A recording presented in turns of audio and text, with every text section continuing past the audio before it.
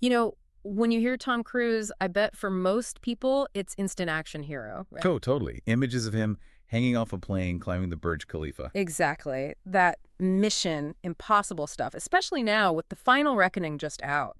It hit India May 17th, actually, a week before the global release. Right, so that image of Ethan Hunt doing the impossible is really front and center. He's just synonymous with these massive stunts. He really is.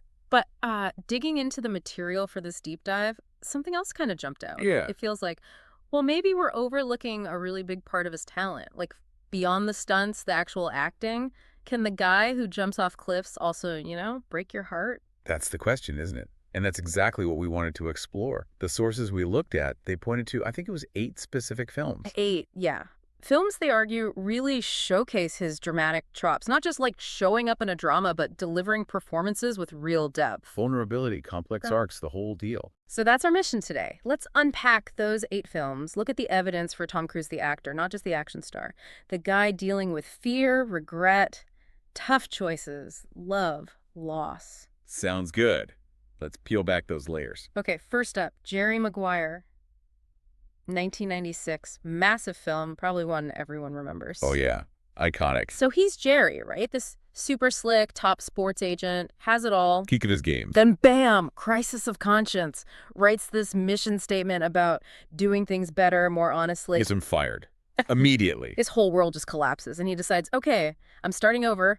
Just me, my principles, and this one client. Rod Tidwell. Cuba Right. Gooding Jr., brilliant. What's really striking is how fast Cruise shifts gears in that role. He goes from that super confident, almost smug charm. In pure desperation, like overnight. Yeah, you kind of dislike him at first, then suddenly you're feeling for him. He's begging Rod on the phone. That scene is hard to watch, but wow, what a performance beat. He sells that vulnerability completely. Totally. Hmm. And it makes those big famous lines hit differently.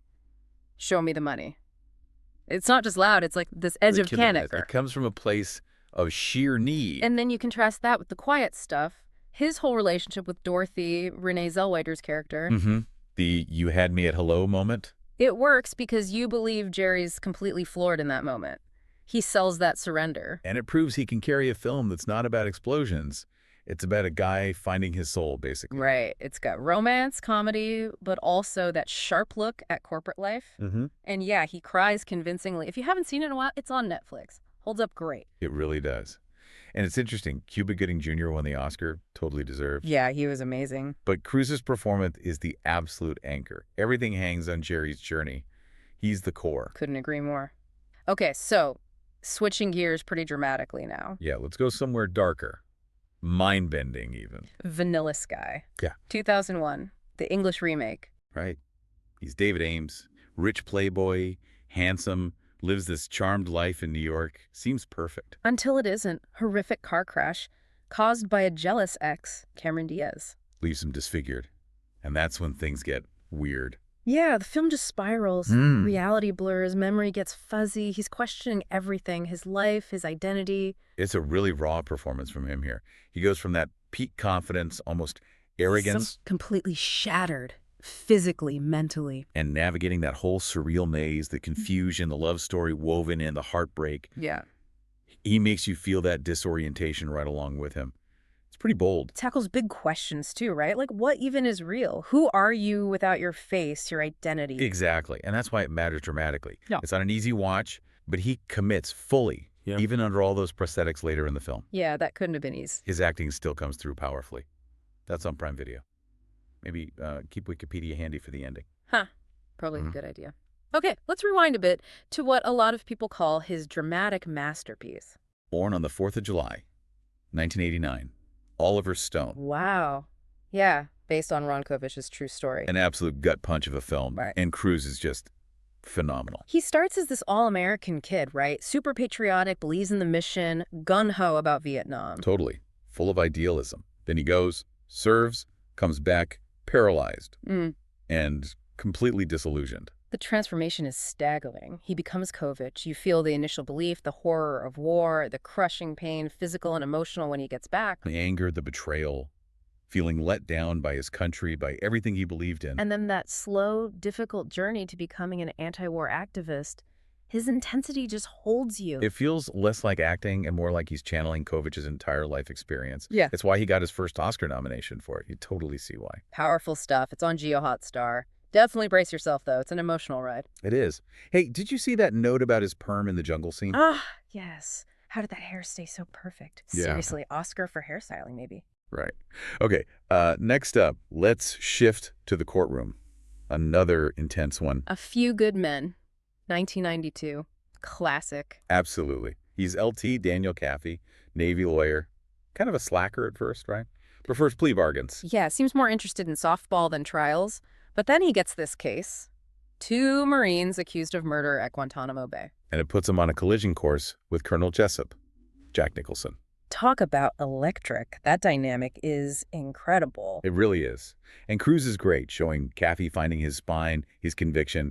He goes from coasting to really fighting for the truth. That final courtroom showdown, it's more intense than some action scenes, the way he builds the pressure. Makes the legal stuff feel like life or death. Yeah. And the film itself, huge hit, multiple Oscar nominations, Best Picture nod. And of course, the line. You can't handle the truth. Iconic. But watching it in context, it's such a climax for Caffey's journey, too. Totally. That one's on Apple TV, a masterclass in screenwriting and acting. Definitely. And you got to appreciate how sharp his uniform looks the whole time. Flawless. And Nicholson's sneer. Legendary. Okay, from military law to corporate intrigue. The Firm, 1993. Sidney Pollack directing. Right. He's Mitch McDear, bright young Harvard law grad, gets this amazing offer from a Memphis firm. Dream job, basically. Yeah. Big money, fancy car, nice house. Looks perfect. Too perfect, maybe. Exactly. He quickly realizes this firm isn't just prestigious, it's shady. Mob ties, corruption, secrets everywhere. And getting out isn't simple or safe. He does such a good job conveying that creeping paranoia. Mitch has to keep up appearances, be the charming new associate. While underneath, he's terrified, realizing he's totally trapped. And you're rooting for him to use his smarts, his legal skills to find a way out, to outwit these guys. It's great dramatically because the tension is all psychological. It's about navigating this moral minefield, not fistfights. Available on Prime Video. Yeah. Hey, fun fact from the material, he actually learned to tap dance for a scene in The Firm. Seriously? Yeah, but it got cut. Talk about commitment. Wow. Okay, speaking of commitment and transformation, Rain Man. Ah, yes. 1988. Best Picture winner. He's Charlie Babbitt. Kind of a jerk, honestly. Selfish car dealer. Stalker, yeah. Then his estranged father dies, leaves all the money to Raymond. The autistic brother Charlie never knew he had.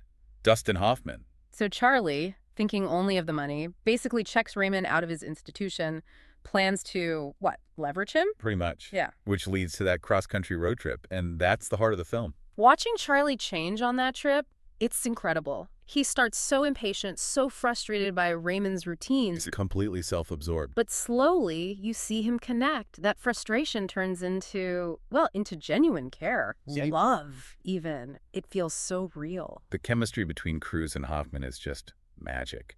That's what makes the movie work so beautifully. It's about finding family, finding something more important than money. 4 Oscars for a reason. It's on Netflix. A definite must-see for the story, the performances. Or just to see Charlie lose it at that Vegas slot machine. Yeah. Classic Charlie moment. You just know he tried to sell Raymond a used car at some point on that trip. Runs great, Ray. Just needs a little love. Totally plausible. Okay, let's jump back to the 80s again. Pool halls this time. The Color of Money, 1986. Scorsese. Yeah, him opposite Paul Newman, who's reprising Fast Eddie Felsen. Cruise is Vincent Lauria, this young, super talented pool shark. But cocky, right. Loads of raw talent, but arrogant, impulsive. It has that kind of mentor-mentee vibe, like a grittier Top Gun with pool cues. Vincent has all the moves, but he's reckless. Cruise brings this amazing energy to him, all that youthful bravado, thinking he knows everything. Until Fast Eddie tries to teach him a thing or two. Newman won the Oscar for it. Right. But Cruise totally holds his own. He's electric on screen next to a legend, doesn't get swallowed up at all. You see Vincent's ego, his learning curve. It's a really cool, stylish film about ego, ambition, the game. Shows early on he could handle complex dynamics with heavyweight actors. That's on JioHotstar. Peak 80s cool. And we have to mention the hair again. Oh, the hair and Color of Money. It's something else. Needs its own postcode. Right. Okay, finally, number 8. A really unexpected turn for him. Interview with the Vampire, 1994. Gothic drama. Based on the Anne Rice novel. And he plays Lestat, the vampire. Mm-hmm. Seductive, charismatic, but also deeply sinister. He turns Louis, Brad Pitt's character. It was a pretty bold move, playing the villain, right? That's Especially then. hugely bold. And some book fans weren't thrilled at first, but watching it, he is Lestat. He's got this manic energy. He's captivating. You believe him as this ancient creature who's both charming and terrifyingly cruel, gleeful about it sometimes, but also wounded underneath. It's such a departure from the heroes he usually played. Proves he could go dark, complex, destructive, not just save the day. He really anchors Pitt's more brooding performance. The whole film looks amazing, too. So lush, atmospheric. Totally.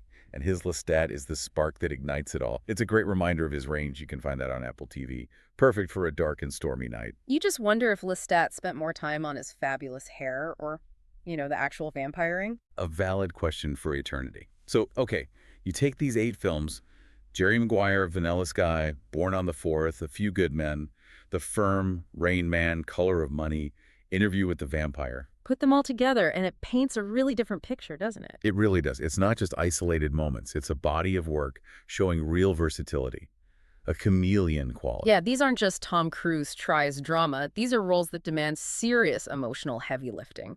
Heartbreak, grit, moral conflict, vulnerability, even menace. It makes a pretty strong case that his dramatic range is way wider, way deeper than just the action hero label suggests. And the cool thing is, like we said, these are all out there. Netflix, Prime, JioHotstar, Apple TV. You can actually go watch them easily and see this side of him. Definitely worth doing. And just briefly circling back to Mission Impossible, The Final Reckoning, Macquarie directing, Ethan Hunt versus the AI entity. All of the insane stunts we expect, Yeah. that biplane sequence. Yeah. Yeah, great cast too. Yeah. And it got that huge reaction rate. 5-minute standing ovation at Cannes. Big opening numbers in India, like nearly 50 crore net in 5 days. The franchise is a juggernaut, no question. And his performance as Ethan Hunt is central to that, obviously. But after looking at these other roles, Yeah. it just feels like the performances we talked about today, the ones showing that deep emotional stuff, the struggle, the transformation, they deserve just as much recognition, maybe even more. In a way. The different kind of intensity, right? Yeah. Emotional endurance versus physical. Exactly. So we really hope you check some of these out. Revisit an old favorite, maybe discover a new one, see that dramatic depth for yourself. It's definitely there. And maybe the final thought is this. Tom Cruise is 62, still jumping off things, Unbelievable. but his dramatic talent, that ability to connect emotionally, that seems completely ageless. Yeah, pretty amazing, really. The guy who can make you believe he can fly off a cliff and Yeah. also make you completely believe in a character's quiet heartbreak. What a career.